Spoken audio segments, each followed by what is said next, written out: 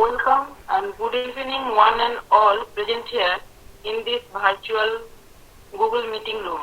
Myself Dr. Pompey Ghosh, Assistant Professor and member of this webinar organizing committee, happy to announce you that this is our second webinar of Biodiversity Series 2.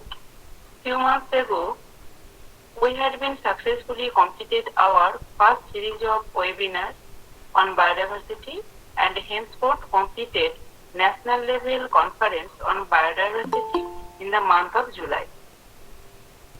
We have been completed Environment and Development Series 1 also a few months ago, and in the month of October we will organize conference on international conference on environment and sustainable development.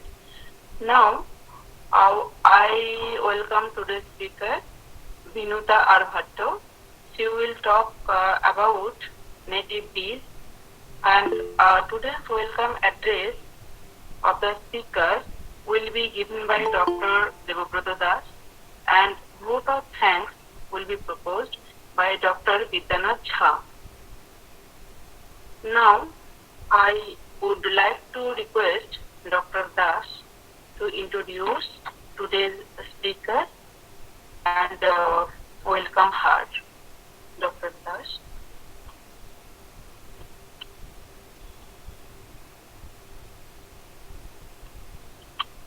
Thank you, ma'am. Today's topic is native bee diversity in urban green spaces and approaches for sustainable development.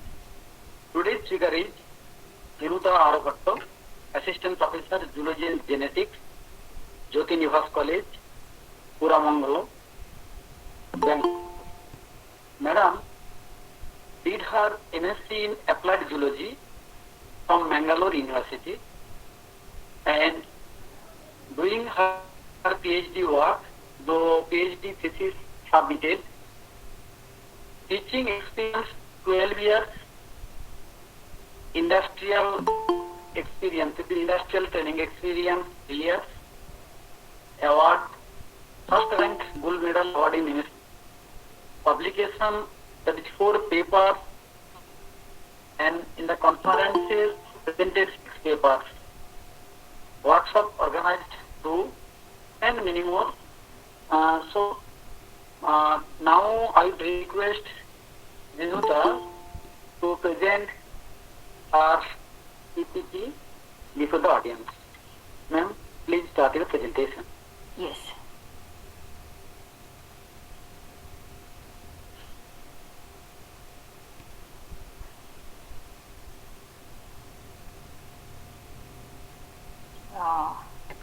Is my PPT visible?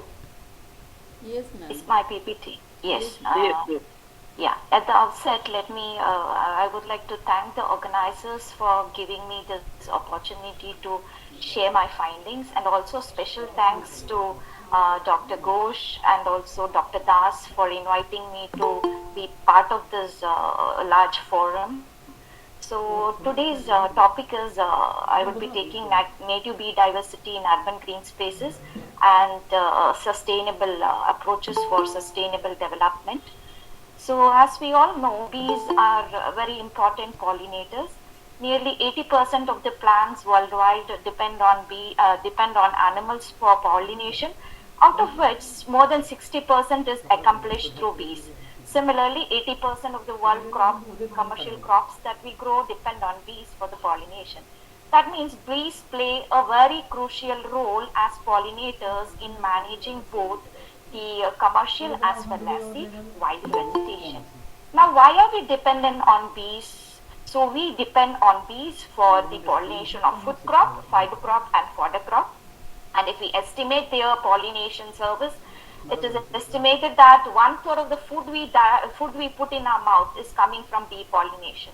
It could be berries, it could be fruits that we eat, it could be nuts that we eat, it could be oil seeds or even root crops. All these require bees for pollination. In addition to that, our farm animals, the fodder that we grow for our farm animals, especially the alfalfa, depends on bees for pollination and also fiber crops. So above all, they are also important for ecological balance because many animals and birds depend on bees for the pollination of their food. And in addition to that, there are many insectivorous animals, especially the bee eaters or honey badgers and many other which depend on bees as a source of food. Now, there are more than 25,000 bee species, and these are commonly grouped based on their behavior or maybe based on their nesting pattern into different common groups.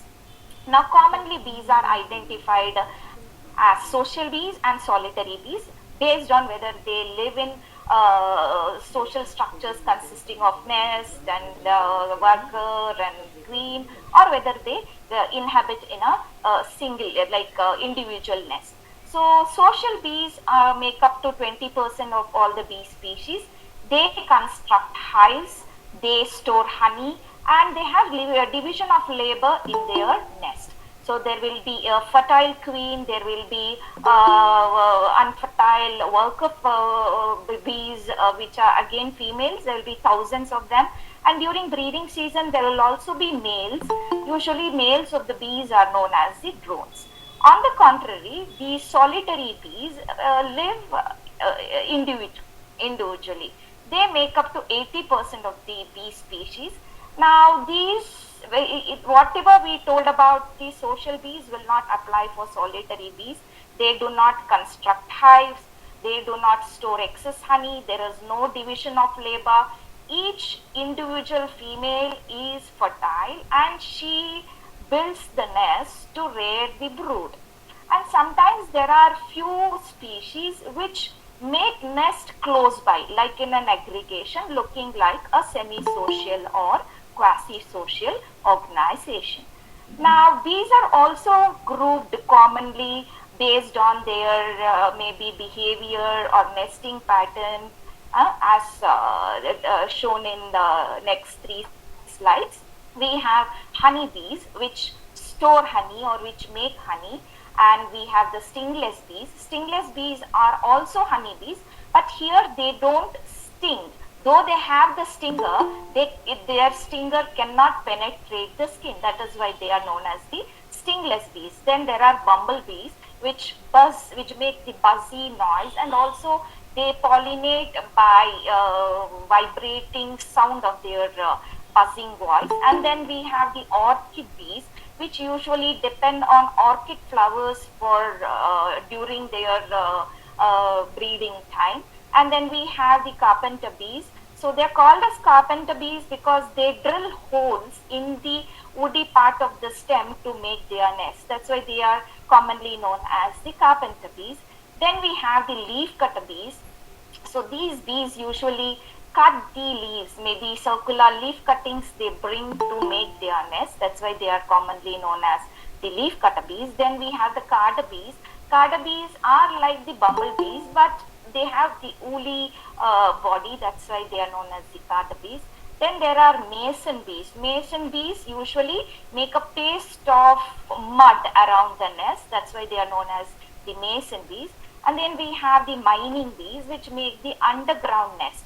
Their nest will be constructed or made under the ground. There will be tunnels and there will be suits or these small chambers where they keep their eggs with rationed with honey or the nectar or pollen. Then we have another type known as the plaster bees.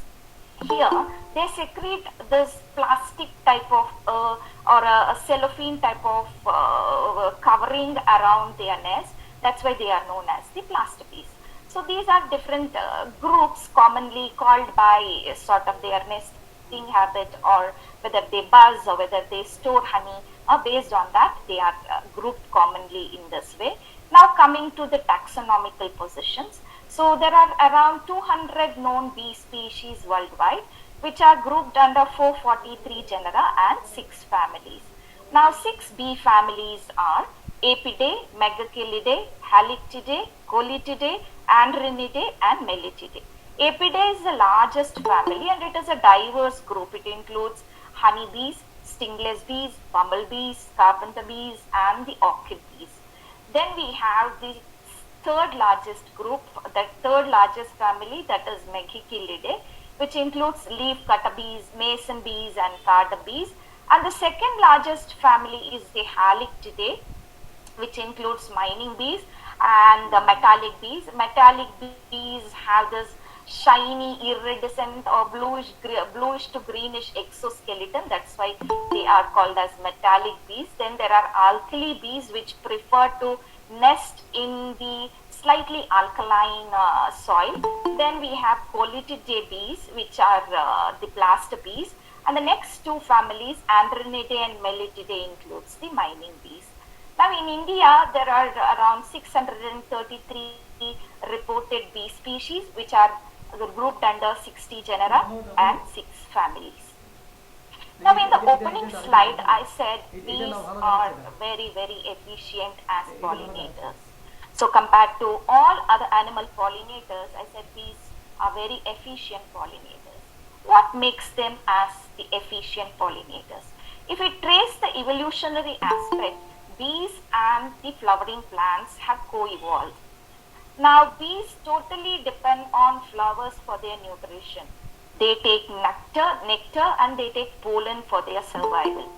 Now to enhance this capacity to collect a lot of pollen, they have got these behavioral modifications or anatomical, physiological.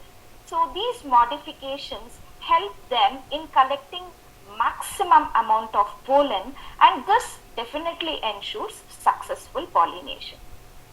To tell about or to highlight one such adaptation, these bees have these fine branched hairs on their body, which is known as scopal hair. Now these scopal hairs are the ones which help in collecting the pollen. So these have this electrostatic force, or they generate electrostatic current, which helps in attracting or adhering to these pollen grains. Now different groups of bees have these scopal hairs distributed on different parts of their body. So if the first one in the figure, which shows the honeybees, honeybees from Apidae family have it on the hind leg, and there it is known as corbicula. And if you see, they are carrying almost half the body size of half their body size, the load of pollen in their leg. Some have it on the ventral surface of the abdomen, especially the leaf cutter bees have it on the undersurface. What you see yellow coating under the belly is nothing but the collected pollen. Some have it on the front leg, some have it on the middle leg, some have it on the head, thorax, etc. So basically, this distribution of these scopal hairs is also an important character for grouping these bees under different taxonomical levels. Now there are a couple of internet pictures which beautifully tells us why we are totally dependent on bees and what happens if the bees disappear. So in this picture, if you see, there are two aspects. One tells about with bees, another tells about without bees. Now with bees, we have so many commodities, right from berries, nuts, leafy vegetables, fruits, name it, everything is available, which is taking care of our nutrition.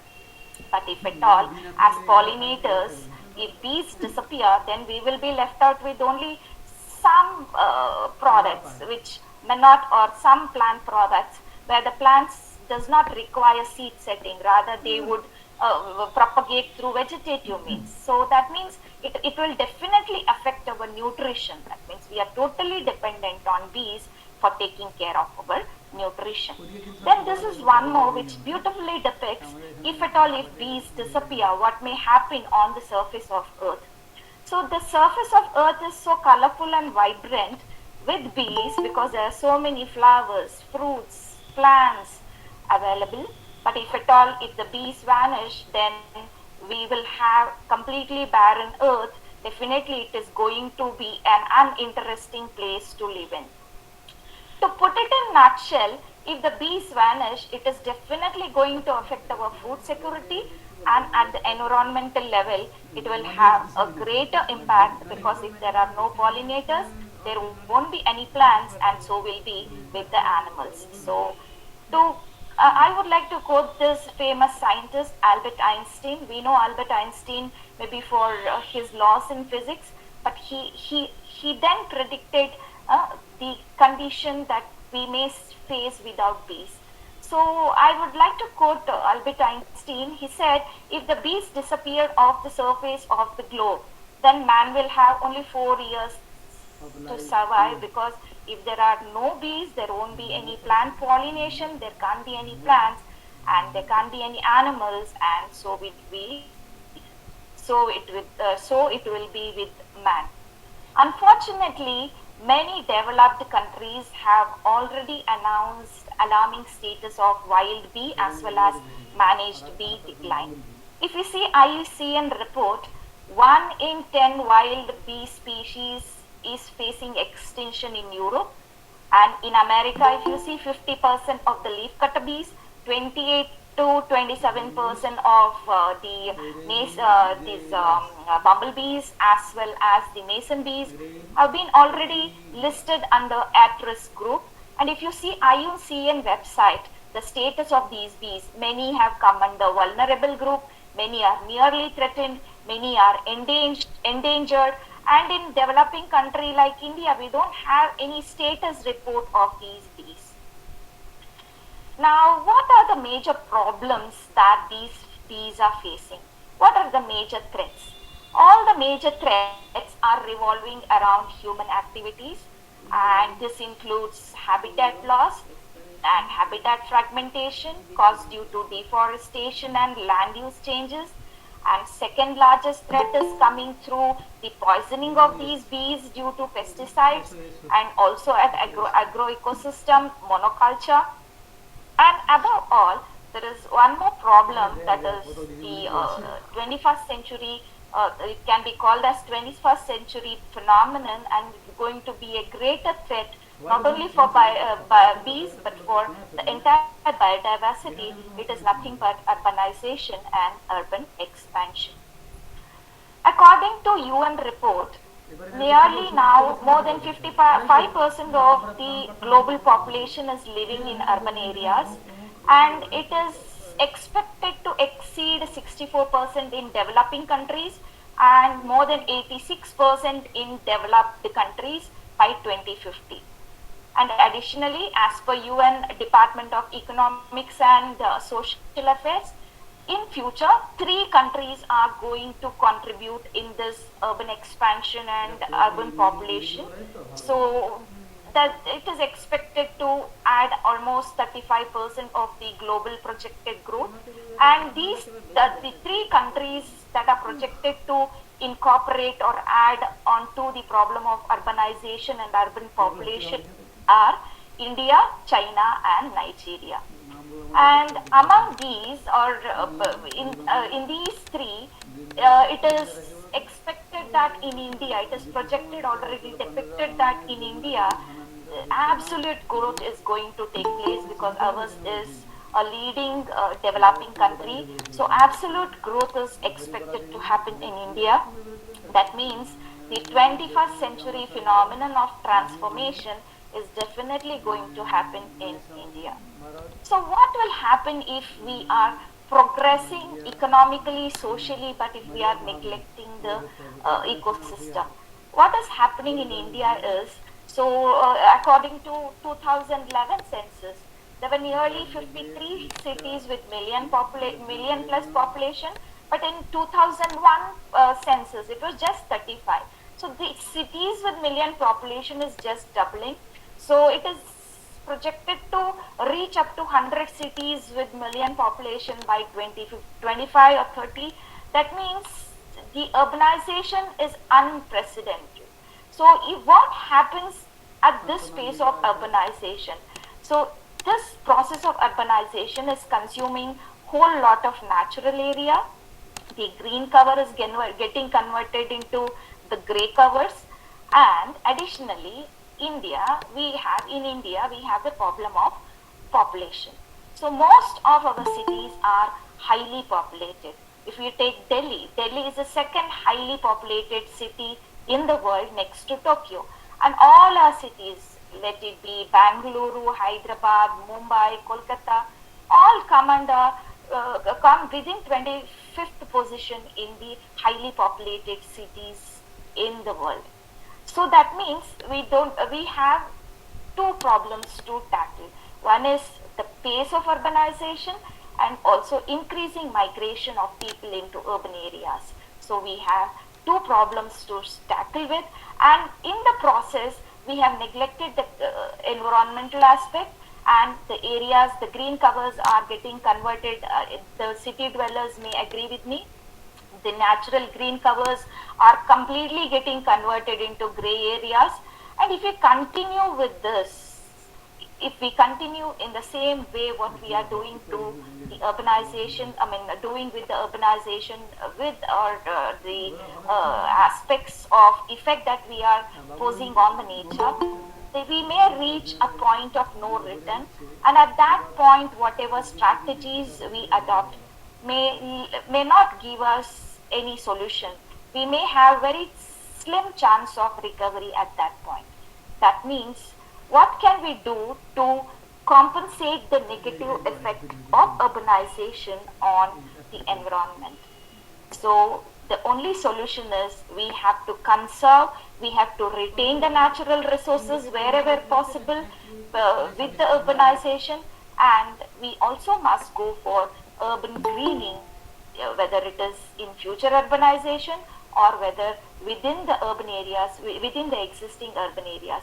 We may have to reorganize, reclaim the greens that is already present in the urban areas, and in future development, we have to focus a lot on the providing or allocating green covers within the cities.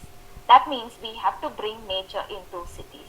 As Indians, it is quite surprising for us, because in cities we feel that if you have to see nature, you have to drive to outskirts of cities, or it is very surprising even to city dwellers to see a whole lot of greenery inside the city.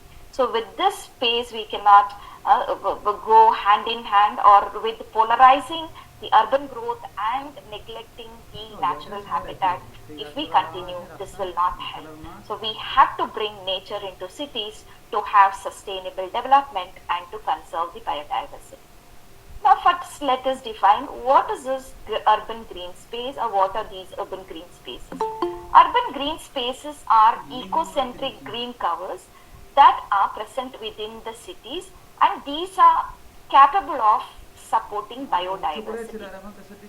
And these green covers could be in the form of parks, public gardens, domestic gardens, green patches within the school premises, hospital premises, or in the residential gardens, or in the university campuses, or in the government setups, where there is enough green cover to support, or these green covers can provide huge wealth of benefit for maintaining biodiversity.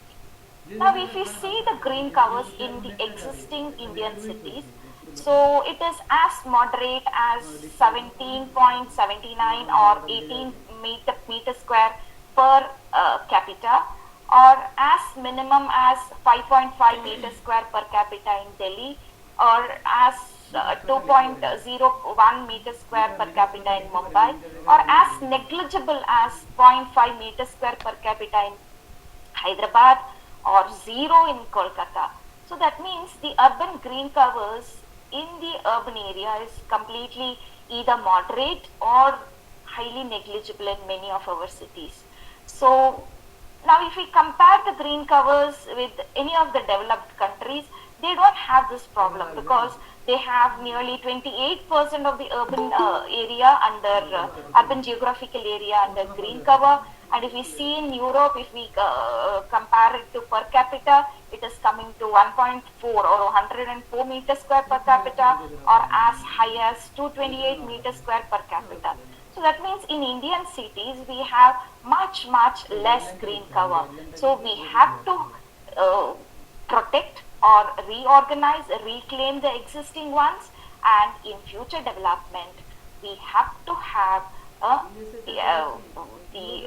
more than at least 20 to 25 percent of the urban area covered under put under green cover.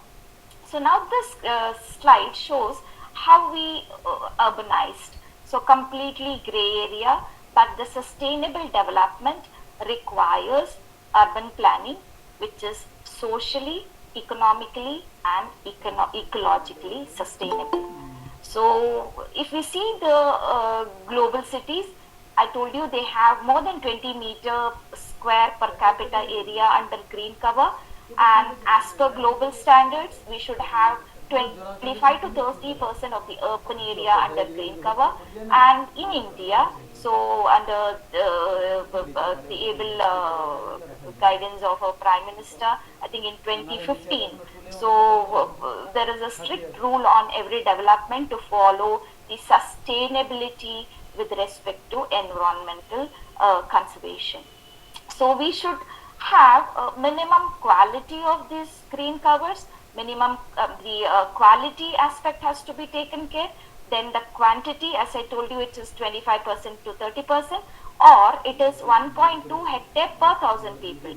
So that means maybe 12 meter square per capita area. That is the quantity, and quality should be it should be the one which can support whole lot of biodiversity. And in addition to that, these green covers should have the multifunctionality, even for the environmental aspect as well as the social aspect, then connectivity and accessibility. So that means with every urbanization in future, every future urbanization, we have to consider all these aspects if we have to have the conservation and socio-economic growth to happen hand in hand. Now we don't have any roadmap to just plan how to conserve these or how to allocate and conserve biodiversity within the cities. Sorry. Now coming to the my area of research. So my area of research is bee diversity in urban areas. So first I will brief about how bees adapt to the process of urbanization. So this is there are three types of bees with response to their adaptability or the pattern of their response to urbanization. So these three come under urban avoiders, urban utilizers, and urban dwellers. Now urban avoiders are those bee species which will not adjust with the modification. Land use change they cannot tolerate. They are the first one to move out of urban area. So that means we have a whole lot of responsibility in conserving these bee groups. Then we have urban utilizers which can live in urban areas. When I say urban areas, it cannot be in the gray areas. It should be the green covers in the urban areas. So these utilizers can use the opportunities that are present within the urban areas, but they need to migrate between natural habitat, maybe for certain reasons, maybe for breeding or migratory needs, etc. Then we have the last and most important groups. These are known as the urban dwellers. These can definitely live alongside anthropogenically altered urban spaces. Again, I'll stress upon the necessity of green covers. So they can get their feeding materials, they can get their nesting materials, and also they can suitably adapt. So underlining word is adaptation. They can adapt within the urban habitats. So, as I told you, we have to conserve the urban avoiders with every urbanization, and we have to protect the urban utilizers and urban dwellers. Now, to understand how we can go ahead with conservation. And one more important aspect I would like to stress here is that any conservational plans that we adopt for bees will definitely help the entire ecosystem, because these are the pollinators, important pollinators. So any aspect that we take care for bees definitely improve the urban conditions for all the taxa that can inhabit in urban areas. Now coming to the conservational aspect, or finding out how bees can live within urban areas with anthropogenically altered landscapes. So for that we have to understand the landscape ecology, and landscape ecology can be best understood by documenting the species diversity, finding out their feeding resources, seeing whether they are getting enough nesting resources. Once these three things are taken care, then we can go for adopting or predicting the conservational methods. Now, finding out bee diversity in urban green spaces. So, we surveyed bee diversity in urban green spaces that were available in Bangalore. We surveyed on all the green spaces ranging from as small as 10,000 meter square area to almost 20 hectare land that was available in the vicinity of Koramangala. So these are the bee diversities, the diverse bee groups that were documented. Basically, we identified bees from tree families, that is Apidae, Halictidae and Megachilidae, and these are all the Apidae bees. So these are also known as honeybees, and we have the giant honeybee, which is Apis dorsata, very common in urban areas. We have Apis florea, which is also known as the dwarf bee, and we have Apis cerana, which is also known as the Indian bee, and also we have non-Apis genus, that is Tetragonella iridipendens, which is also commonly known as the stingless bees. So these are all honeybees, and you can see very well, except the sirena, all the hives can be seen very much within the urban setups. So hanging in the trees or buildings or electric sockets. So these are very commonly documented in all the urban habitats. Now coming to the next taxa, that is, next genus, Amigiella. So Amigiella bees are also known as blue-banded bees. So because they have these beautiful iridescent blue bands on their abdominal segments, so we identified Amigiella cingulata, Amigiella zonata, Amigiella confusa, and also there is one more which is known as Amigiella violacea. These are Amigiella bees, but they do not have these bands on the blue bands on their abdomen. Now on the right hand side there is Thyreus histro. This is identified as Thyreus histro. This is a cuckoo bee. Cuckoo bee is like our Asian quails. So they do not construct their nest, rather they use the Amigiella nest to lay their eggs. So this is also known as a kleptoparasitic bee, and this is again under Apidae family. Now under Apidae, these are the largest bees that were documented in the urban areas, and these are from Xylocopa genus. They are also known as the carpenter bees. We identified Xylocopa pubescens, giant black carpenter bee, then Violacea, Xylocopa violacea, Xylocopa latipus. There is also one more group of carpenter bee, though not from Xylocopa. These are Ceratina members. So these are known as the small carpenter bees. Very beautiful everywhere, every green space these were documented. These are the medium-sized bees. So Ceratina pingani is shown here. There's also one which is blackish in color, that is Ceratina smaragdula, yes. So these are all the members from the Halictidae family. Halictidae again is the second largest family again in urban areas. So on the first column we have Nomia bees. So we identified Nomia normals, Nomia curvipes, and 2 to 3 species of Losioglossums. So all these are medium-sized bees, except the Nomoides. So Losioglossums, there are 2 species, and then Celedonia. The smallest was the Nomoides, which was the size of a rice grain, maybe smaller than the size of the rice grain. and the largest was the carpenter bee. Now coming to the leaf cutter bees, so leaf cutters bees under Megachilidae family, we identified Megacal species, Lithogus astratus, then Heriades, and giant leaf cutter bees, Megachile lanata, Megachile lama, and there is one more kleptoparasite which is from the Coelioxys species.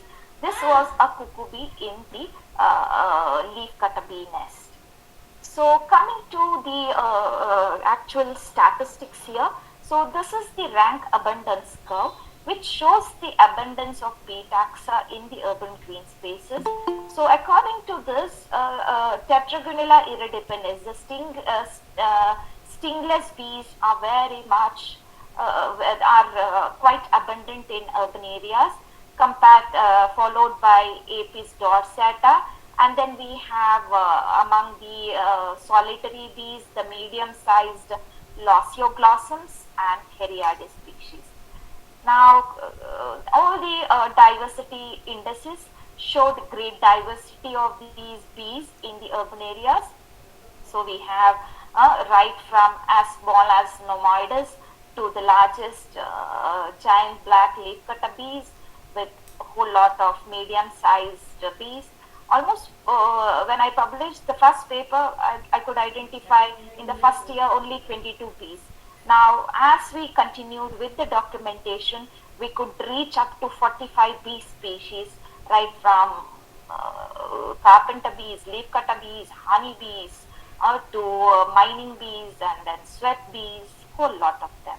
So this is again to stress here, it is not a reorganized green space. It was the green space at its maintained level. So we did not have any scientific approach here. We had to just document the bees at its original level with the type of plants that were available in the urban green space. There was some disturbance. Am I audible? Am I audible? Am I audible? Yes, madam, audible. Okay, thank you. Now once we are sure we have bee diversity in the urban green spaces, now we have to see like how are they surviving in the green spaces. So basically, if you see, bees depend on totally flowers for their nutrition. They require nectar, they require pollen, and also some social bee species also collect water. So I'll finish off with water. So most of the social groups like Apis dorsata, Apis florea were found collecting water from lily ponds, and also if there are potted plants, when you water the potted plants under the collecting tray, if there is water, they would collect from there. They would collect water from the leaking taps. They would also collect water. Very, very surprisingly, we saw even bees collecting, especially the giant bees, collecting water from the swimming pool in one of the urban areas. So that means we also should have enough water for supporting them. So when I say water, it should be drops of water. If you have pails of water, they get dropped. So there is actual method to provide water for them. Now coming to the nutritional availability, as I told you, they require nectar and pollen for their survival. Nectar is an energy source, so they should require energy in a large quantity. That means they need a whole lot of nectar to survive, and also they require pollen as a source of protein and lipid. And if you see in bees, they collect pollen mainly when they are rearing their brood. So that means when they are collecting pollen, it is quite evident that a whole lot of eggs are being laid and the brood is developing. So it is a brood food basically. So they choose plants for collecting nectar based on the concentration of sugar. So that should be minimum of 45 to 80%. Then they choose flowers for collecting pollen based on the taste of the pollen, and also they require minimum proportion of these protein to lipid ratio, which should be 20 is to 8. Now, it is not enough that we have flowers that are providing nectar or pollen. They require flowers from diverse group. If we have one or two flowering plants, it becomes almost like a monoculture. They cannot get enough optimum amount of nutrients. If there is any scarcity or any deficiency, then it will again have problem with their development as well as fruit bearing. So there should be diverse groups of these flowering plants providing different qualities of these nutrients, and also the flowering periodicity, that is phenology, what we call, should match with the bee activity. So that means it is better to have herbs, shrubs, trees, all these flowering plants with the blooming periodicity that is matching with the bee activity. Now, coming to the statistics, this is the monthly abundance of bee flora. So, minimum of 51 to maximum of really 60 to 65 plant species, not the numbers.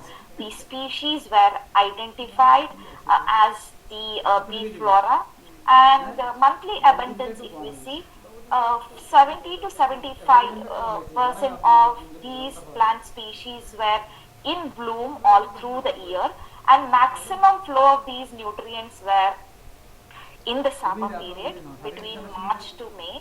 And again, it shows the advantage. If it is an agro ecosystem, summer would have been the period of floral death, and this is a period where most of the bees will get affected. Since in urban areas there is human intervention, we choose all round blooming plants. So that again is an advantage for these bees.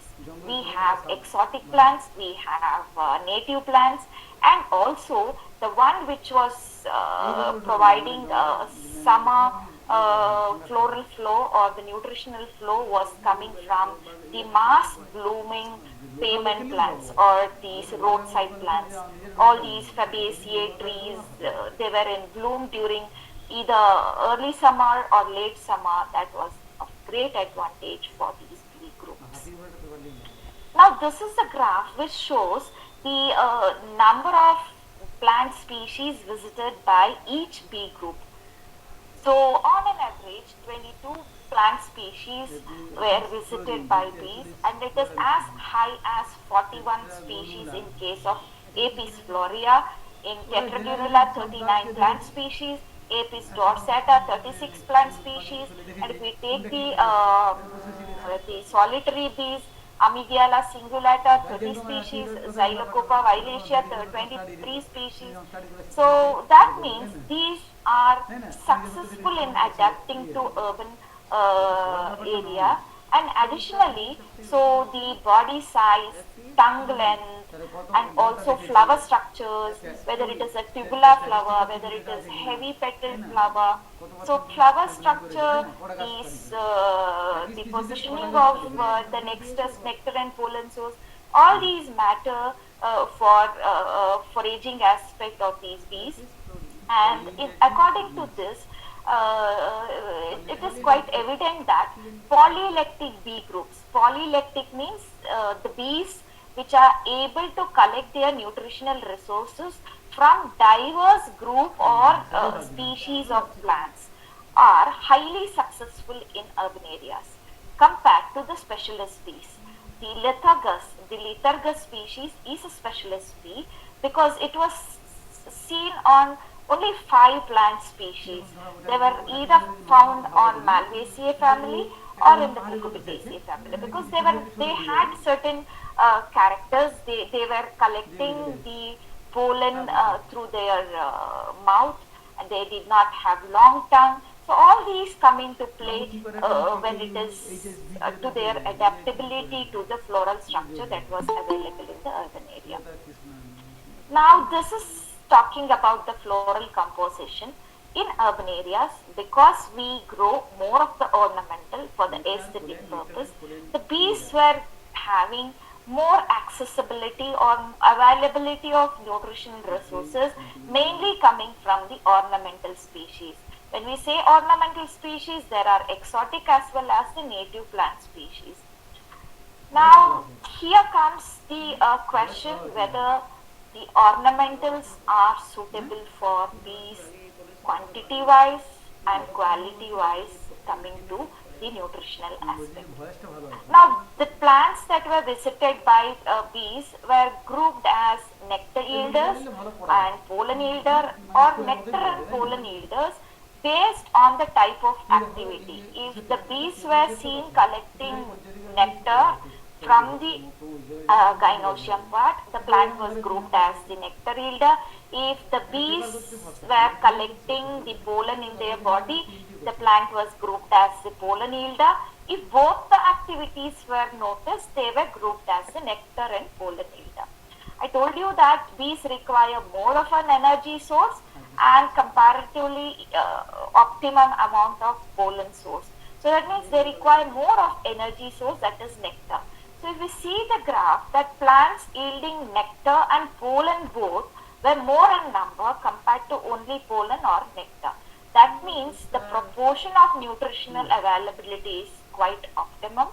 And one problem was most of the bee nutritional resources were coming from ornamental species, and there were also spontaneous weed species, and in the backyard gardens there were vegetable plants and also fruit trees.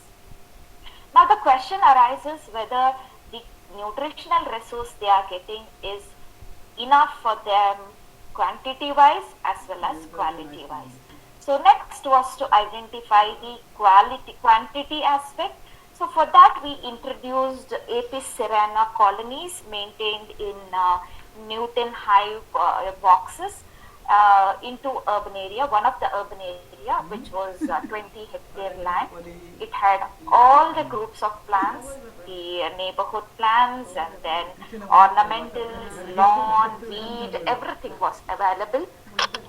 Everything was available, and we observed the foraging activity in terms of the number of bees, that is worker bees, returning to hive with the nectar as well as with the pollen. And we observed that there was a tremendous increase in the number of worker bees collecting these resources, though the nectar collectors were more in number compared to the pollen. Again, pollen is collected when there is brood, and this increase was in tandem. It was in synchronization with the increasing worker population in the hive as well as the brood, the level of brood within the hive.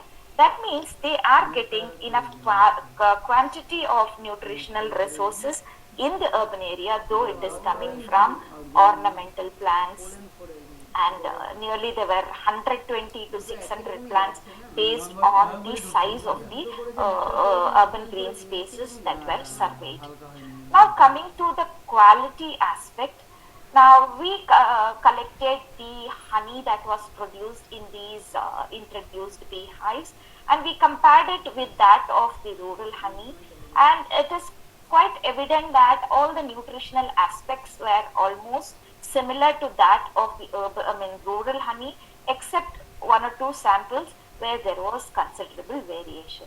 Now all the nutrients, especially the macronutrients such as the sugar, the reducing sugar, and then total protein. So this is only honey, we did not work on the pollen.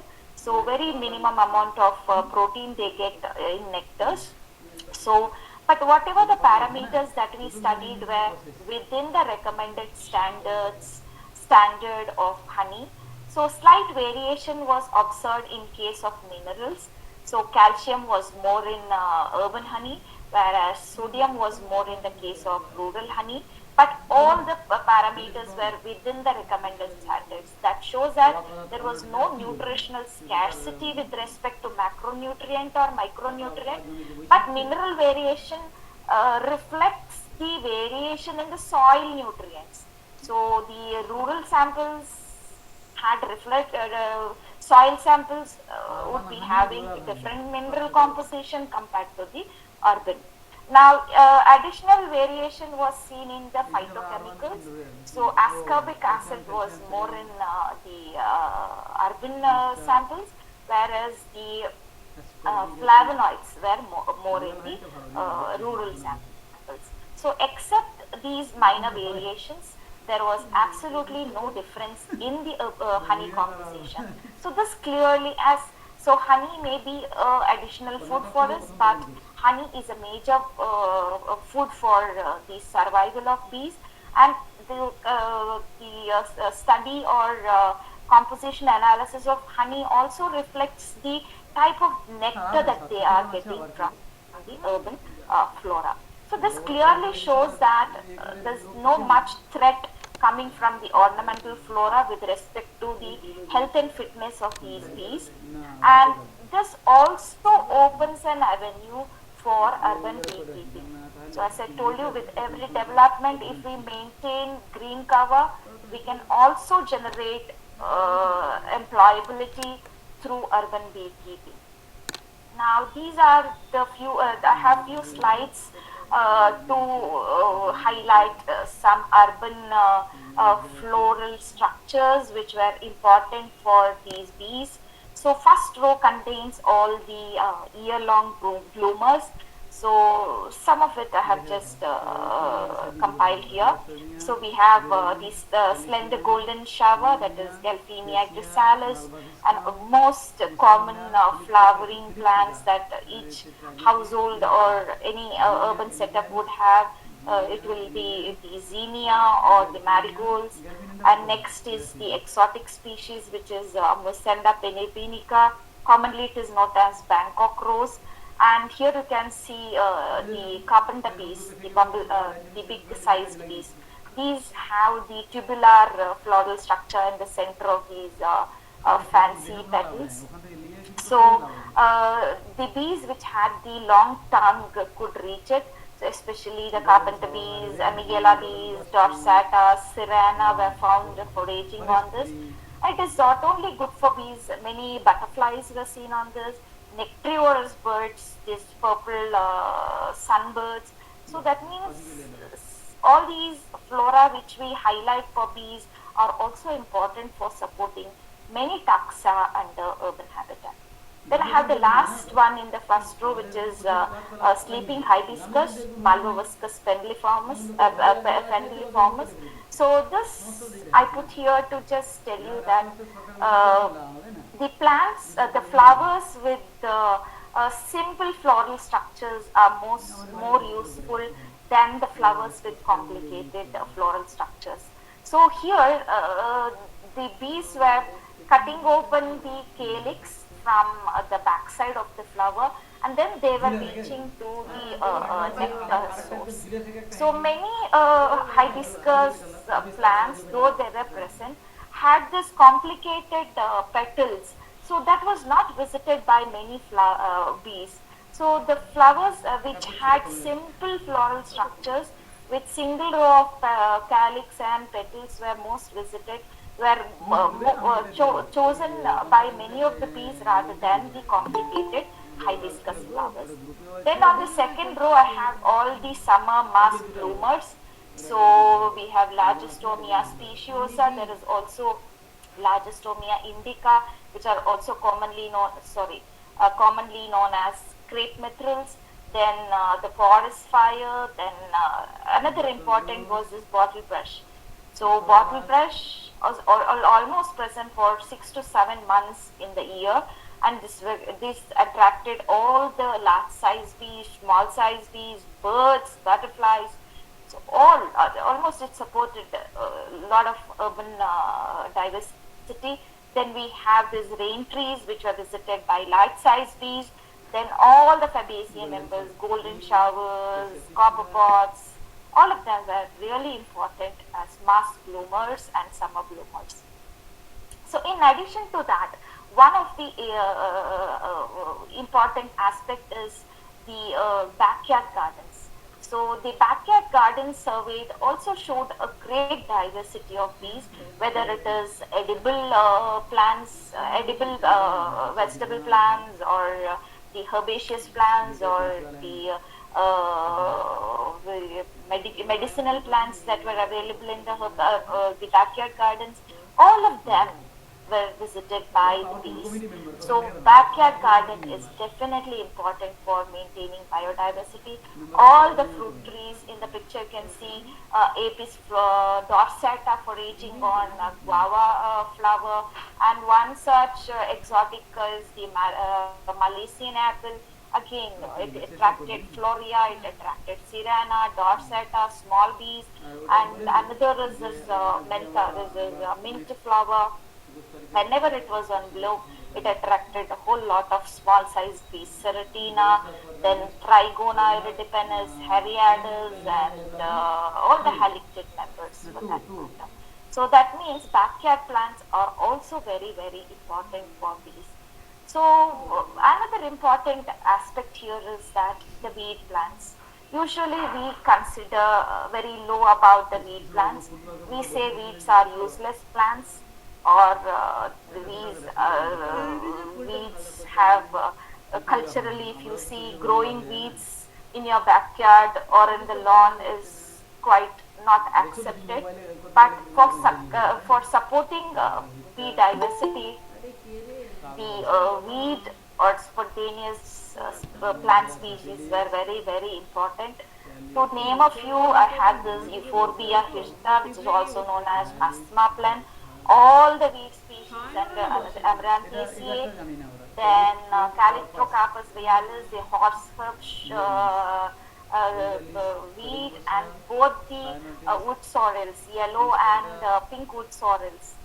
They were visited by Ceratina, they were visited by Tetragonella, the small, basically the small sized bees visited almost all the weed species that were available.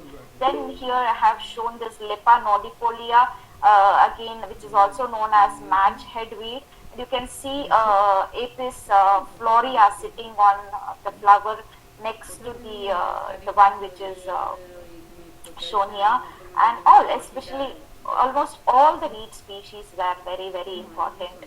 Weed especially having the flowers, so visited by the bees. So that means we have to go easy with the de-weeding, especially we can have at least the hedge area, and at least we can go easy with the lawn mowing.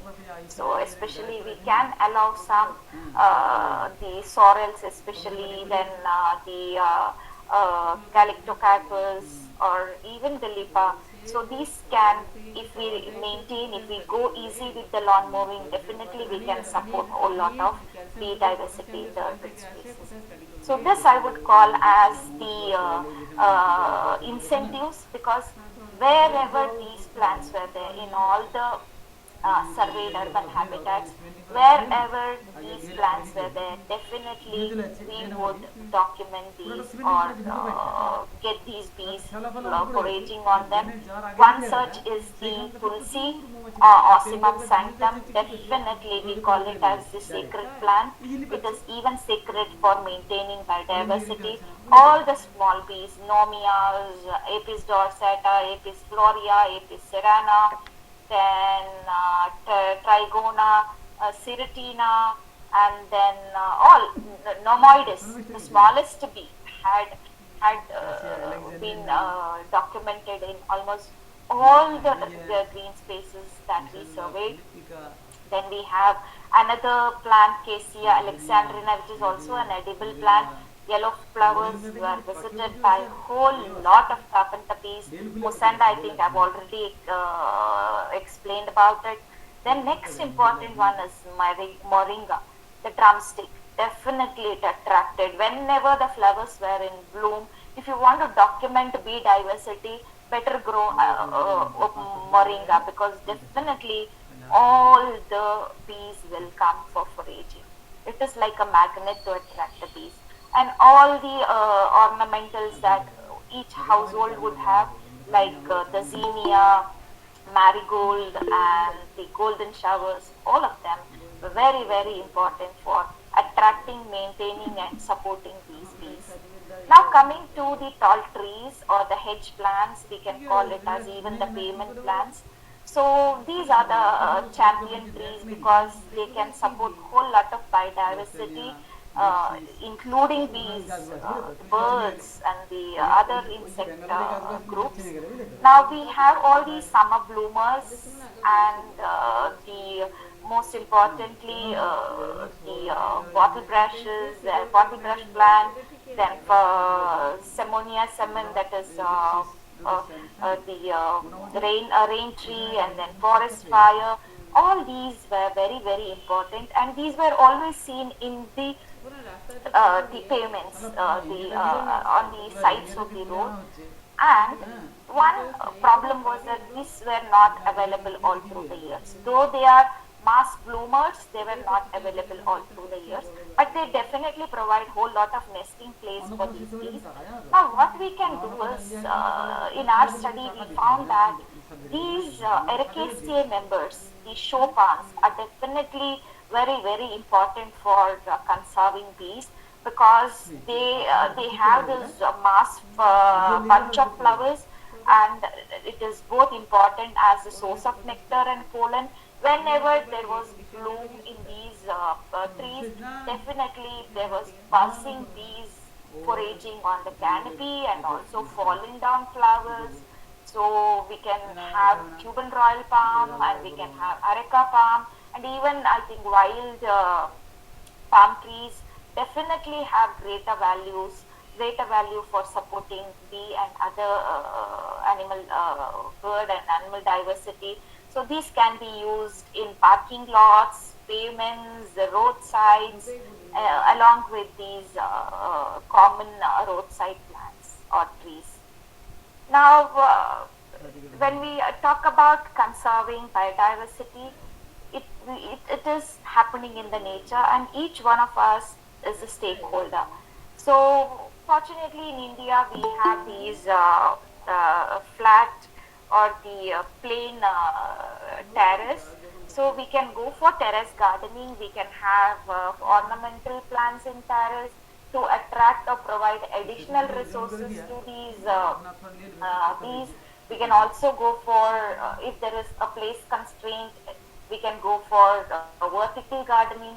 So with this, I think we can support whole lot of bee diversity, and this is at least as each individual at home we can do, and provided we adopt going for the incentive flowers or the flowers that are supporting bee diversity in future development, or if we reorganize the urban green spaces, definitely more than 45 we can expect to be present in the urban habitats. Now coming to documenting the nesting resources. So usually bees require, they construct their nest to maintain or take care of their brood. So they nest in wood, stem and open ground.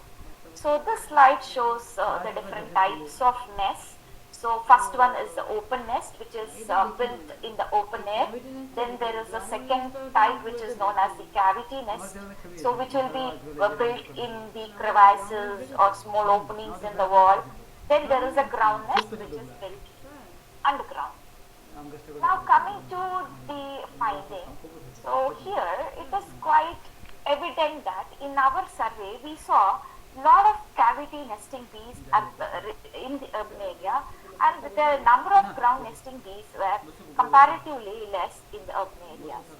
And if we see in the natural habitat, ground nesters make up to almost 80% of the bee groups, and cavity nesters make up to only 20%. That means the cavity nesting bees are utilizing man-made structures, maybe the crevices in wall or wooden structures, gate or small hole in the window. All these are the advantage for cavity nesting bees, and we are not providing open ground for ground nesting bees.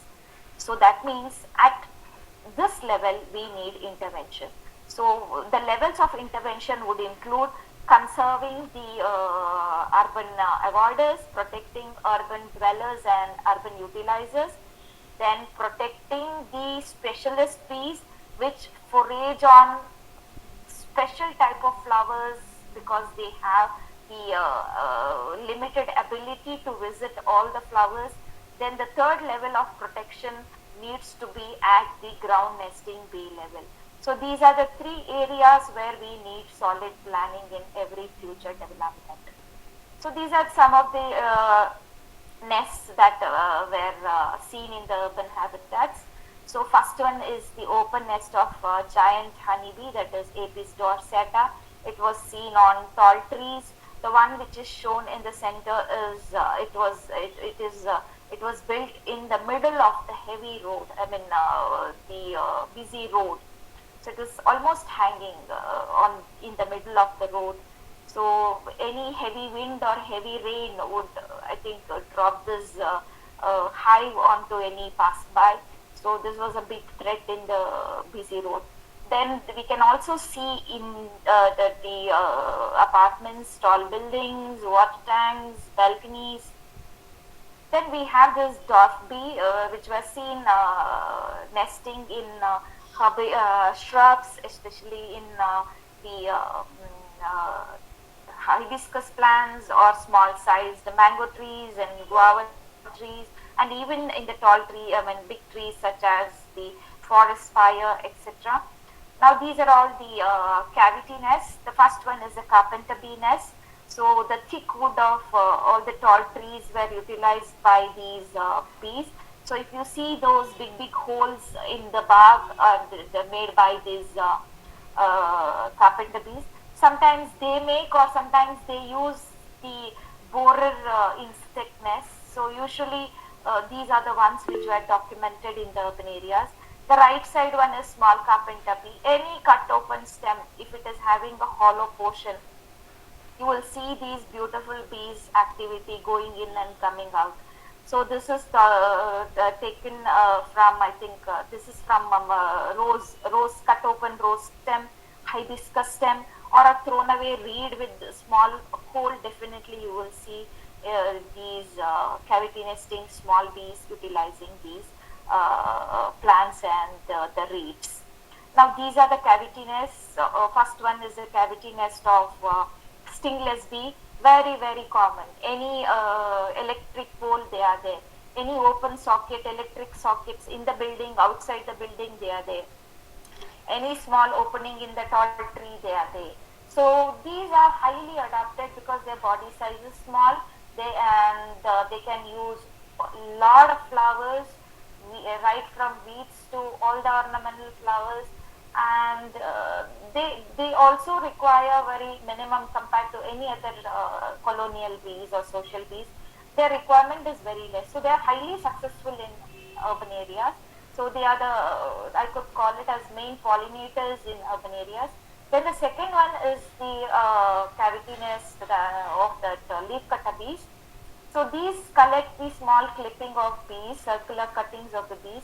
So if you see small circular cut leaves in your garden or in your balcony plants, it is basically the activity of these bees. So they collect and they fold it into cones, like ice cream cone, put one on the other. So they just fold these leaves one on the other and convert it into like a cone. And each cone will have eggs provisioned with nectar and pollen. It is quite common in all the urban areas. So they are very common in all the surveyed urban areas.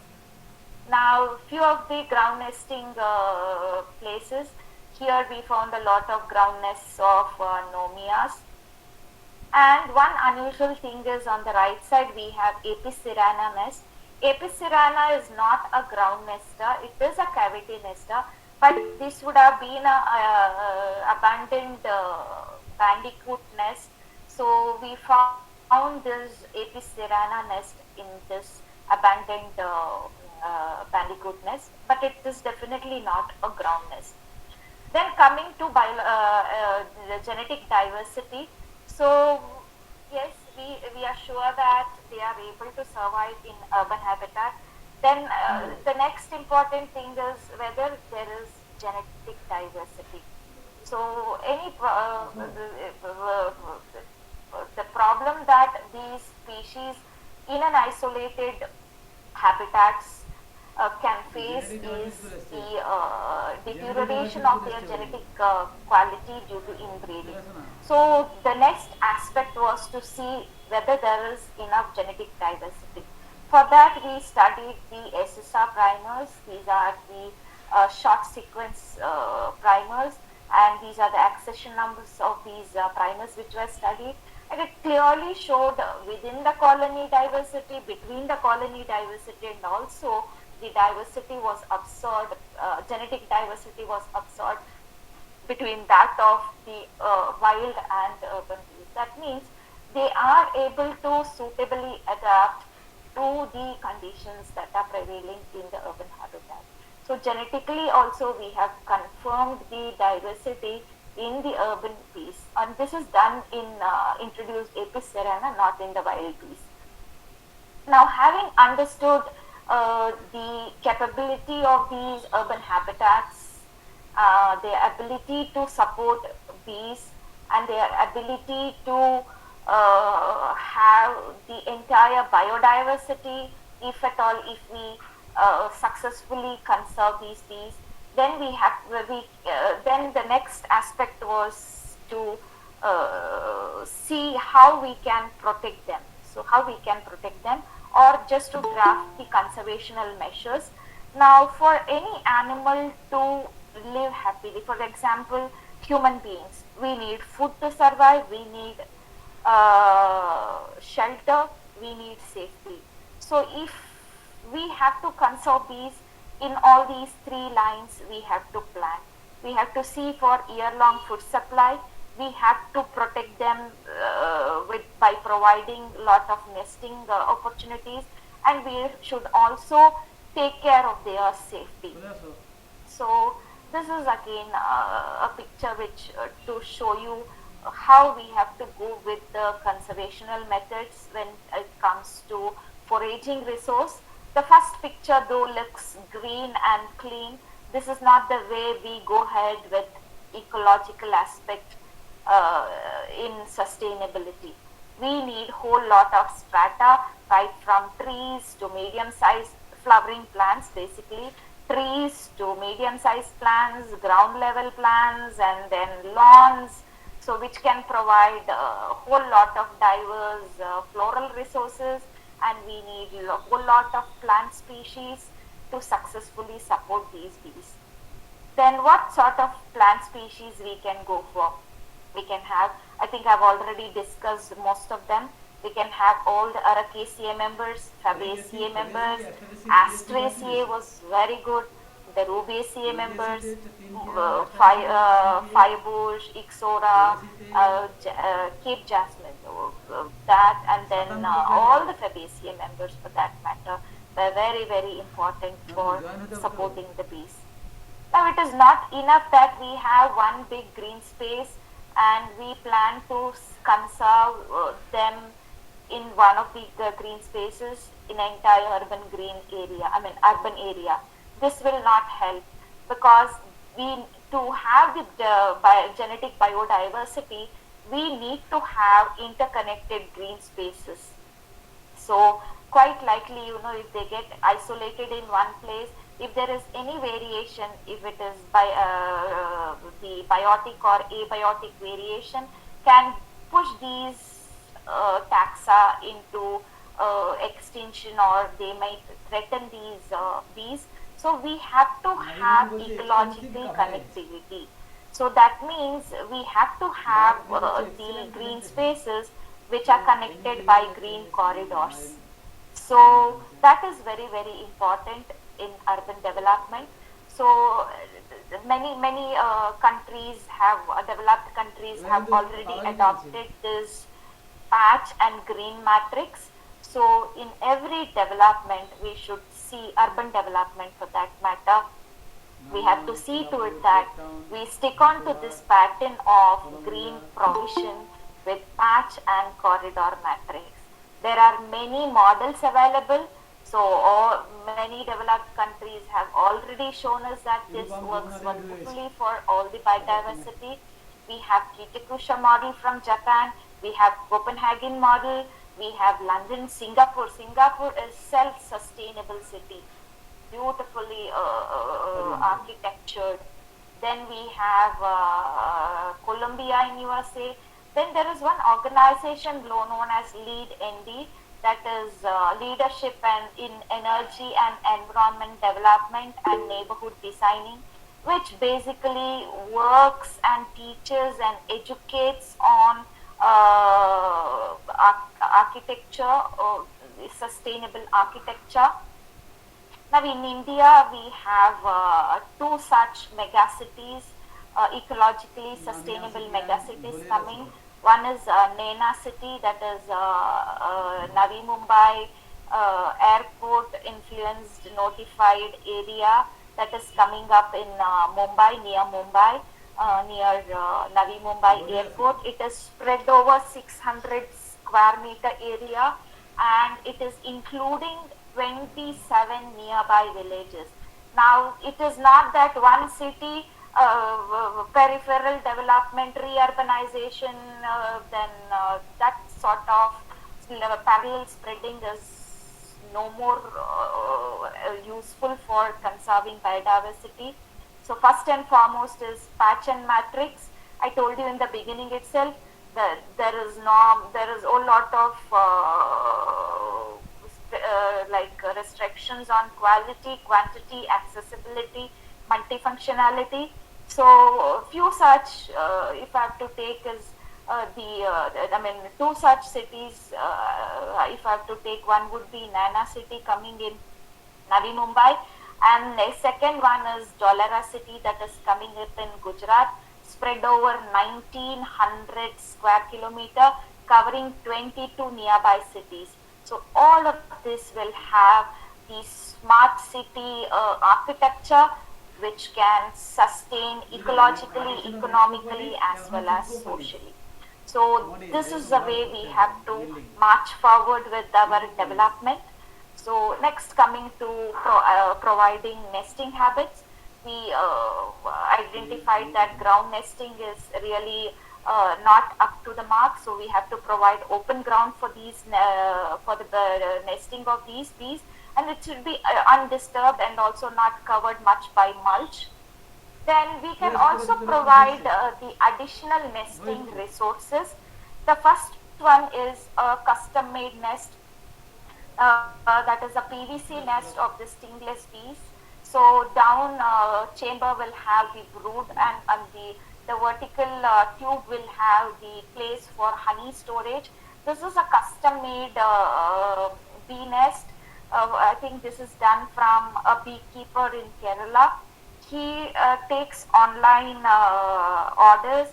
He ships it all over India, and these are stingless bees. Definitely should not be worried about getting stung. And these are good models. He sends it with the bees as well as, if you want with the honey, he will send it.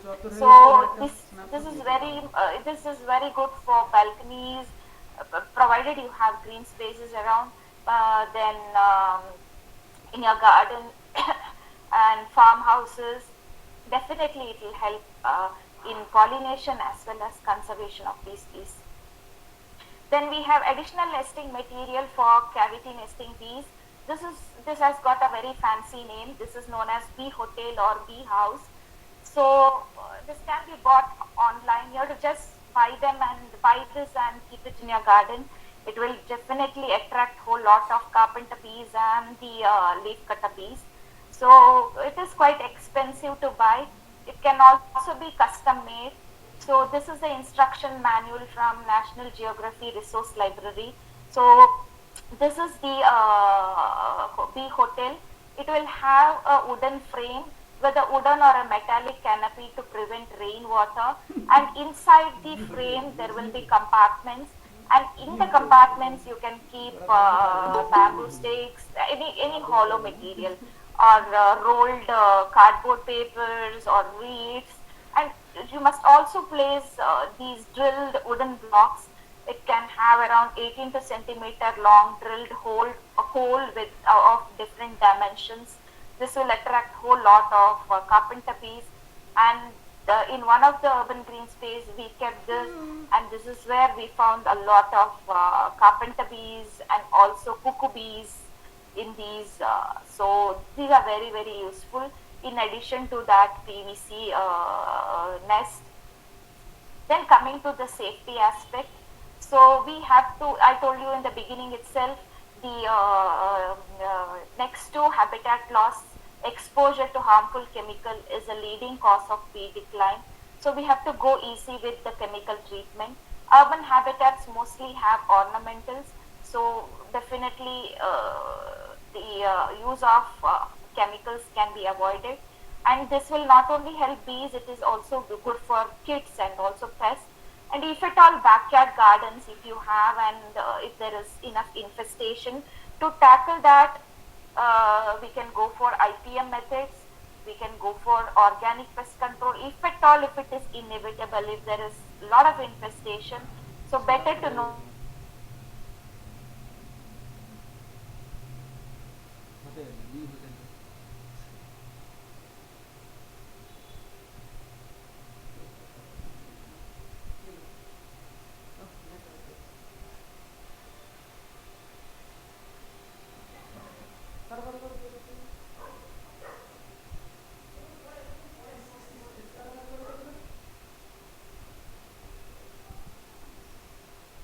Better to avoid spraying on a windy day because it will take the pesticide to other infested, non-infested area also.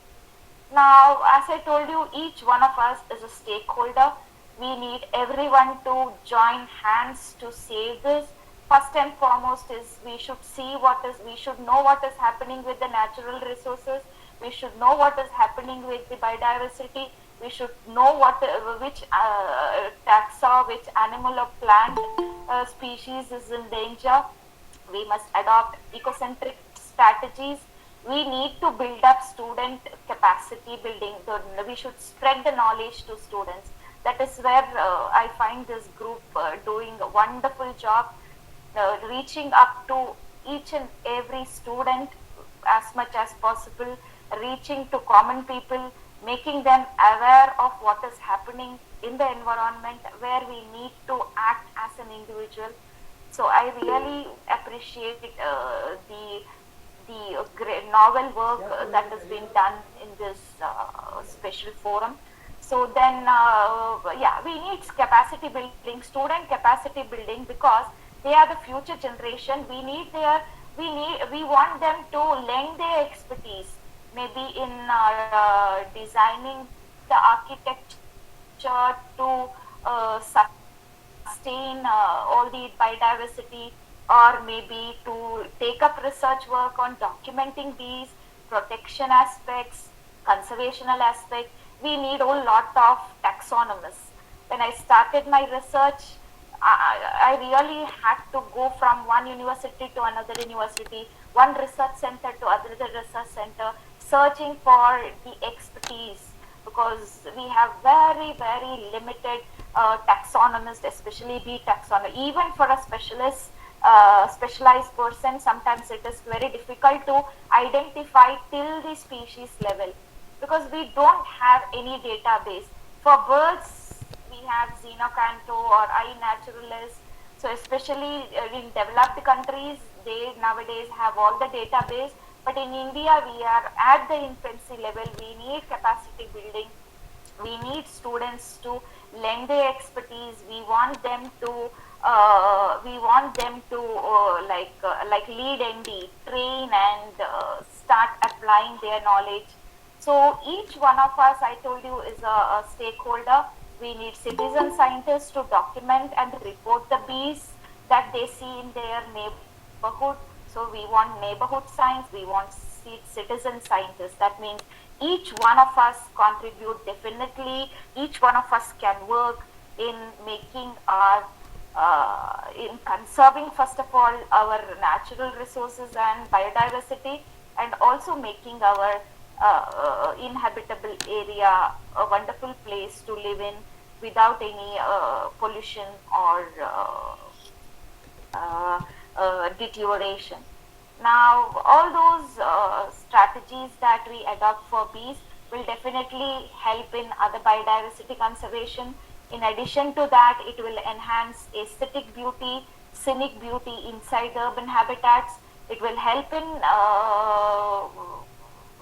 human health or contribute in human improving human health, because this will help in reducing pollution, reducing noise pollution, and also it will help reducing airborne particulate matters. It will help in carbon sequestering. So definitely all the strategies that we apply for bees will invariably and indirectly will help both the biodiversity as well as human health within the urban areas. So as per De Janeiro 20 summit, so all the country, like all the member countries should adopt sustainable developmental goals, which I think 14 guidelines, which has 14 guidelines and 140 targets. And with respect to environment, it is compulsory that each development should focus on socially inclusive, economically productive, and environmentally sustainable and secure, and also climate resilient aspect. And this can be done by urban greening, urban corridors, and urban agriculture. I would add urban beekeeping. So to conclude, I would like to quote this famous conservationist, Sam Brogi, who is also a bee expert, who is also a wildlife conservationist, and also this person is very instrumental in drafting policies, federal policies for conservation of these pollinators in USA. He says you cannot replace bees with micro robot or iPad or any app, which is quite a matter of discussion in every forum. We need to save the bees because the entire human race depends on them. So each one of us should contribute in this aspect. Do your bit to conserve bees and conserve nature. So thank you for your patience and time. If there is any question, I would like to take up. Thank you, madam, for dissemination your knowledge to the participants and knowledge hunters through this virtual platform. We enriched through your explanation and vivid presentation. We want to cover most of the common flora and fauna around us, and so this is a very good topic. Thank you, madam, again. Participants, as madam told, if you have any question, you can write it in chat box or directly ask madam. Yeah.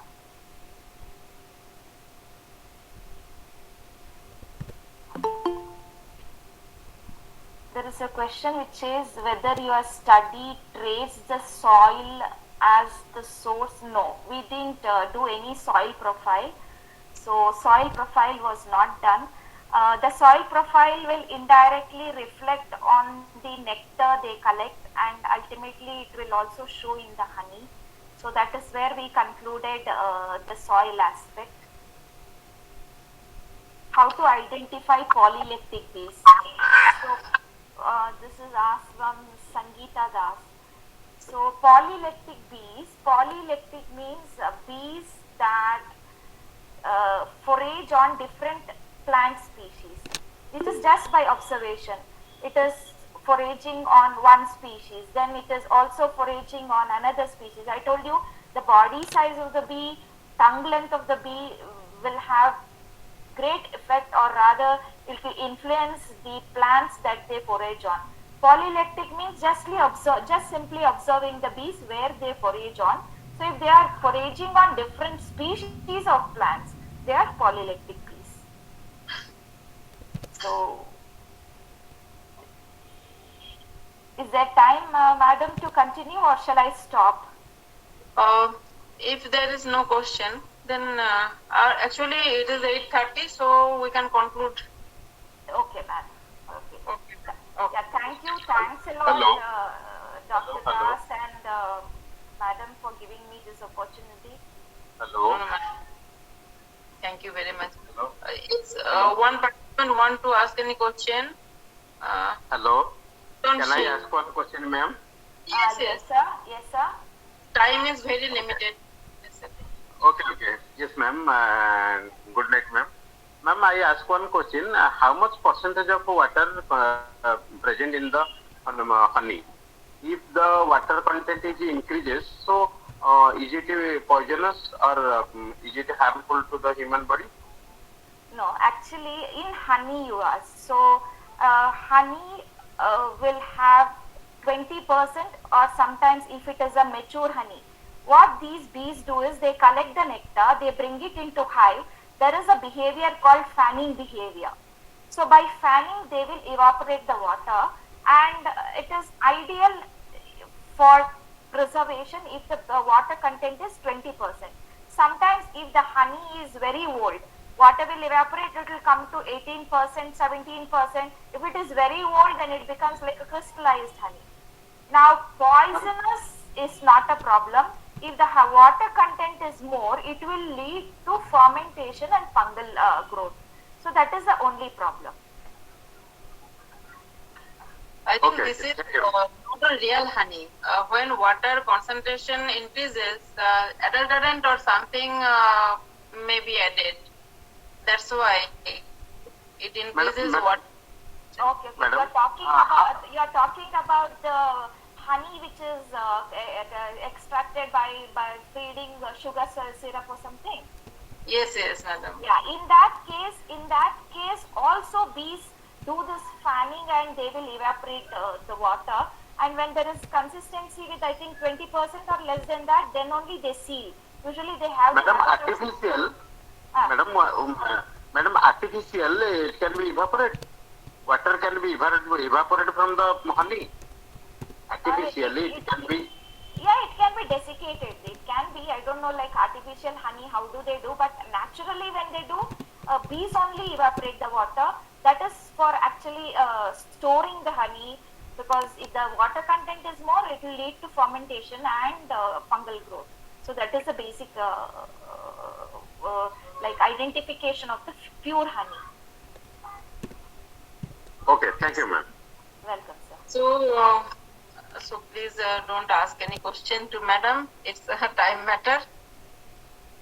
So thank you, madam, again. Thanks, sir. Thank you. madam. I have a small announcement that we are going to organize another international conference on environment and sustainable development, problem, prospect, and mitigation. And it will be held on 25th to 26th, 7th of November 2021. Interested participants can take the opportunity to present or publish their paper in Careers Journal or in book form. So I think I think that our participants will take the opportunity. And now I am proposing name of Dr. Professor Vidyanath Jha sir for giving a vote of thanks. Sir, are you there? Vidyanath Jha sir.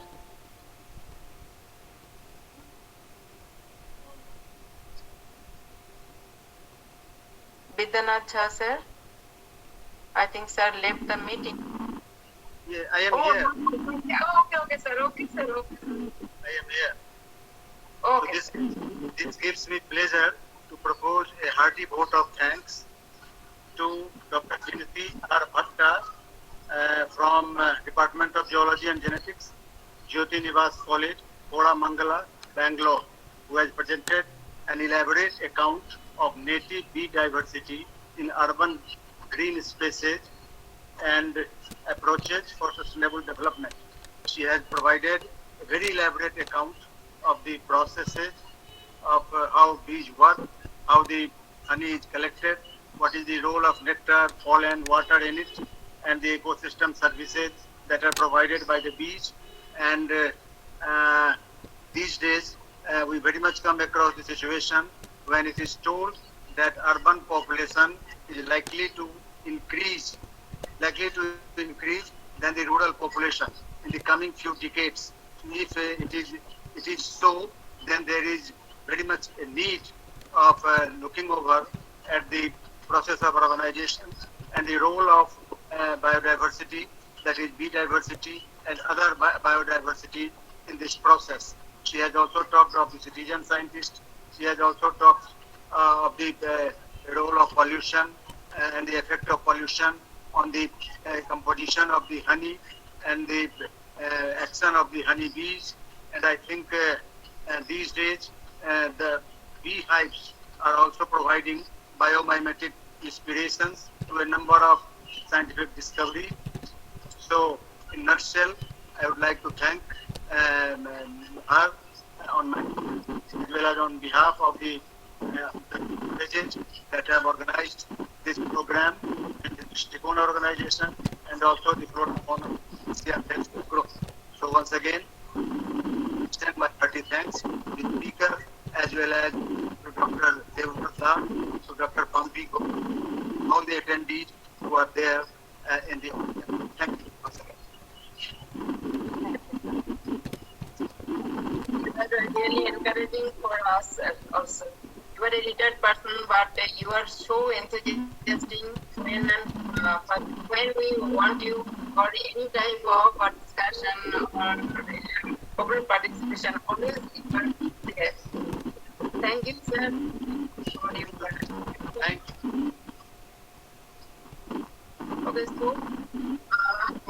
we are asking for this question. And bye bye. Today's program is ending here, and we will meet again on next Saturday. So please wait for 7 days. Thank you, and good night to all.